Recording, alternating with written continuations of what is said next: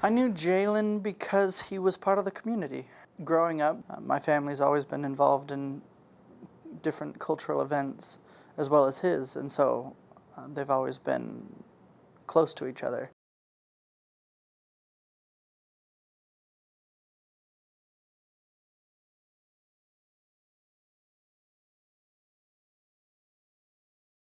The shooter was destined to be something else at the tribe, and he turned out to be something no one saw coming.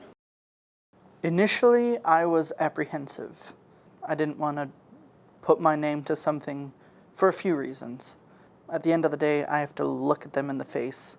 When the news cameras go away, when everything goes away, and the media's forgotten about everything, I still live here. And what I said, people will still hear every time they look at me.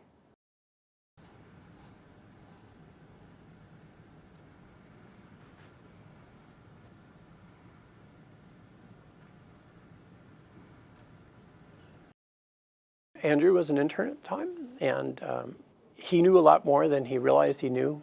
Under the guidance of an editor, brought out those stories.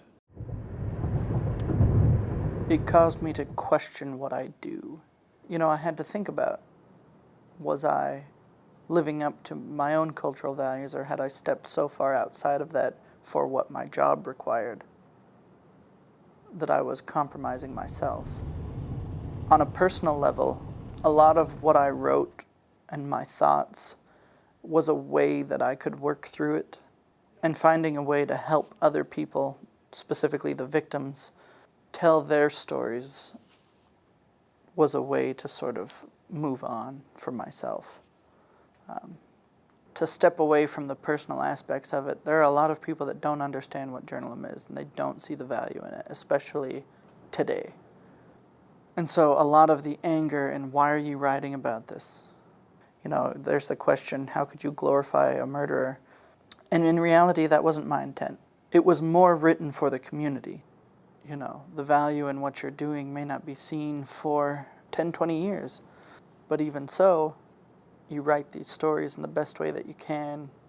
And the anger that comes with them, I think most of it is the misunderstanding. And so talking about what you can talk about, they're not necessarily the things they want to read about. And I had this discussion with my editor, why we weren't calling him a murderer. Because murder is a crime and requires a conviction. And so the way that news works and reporting on fact, that balancing act took on a life of its own as well.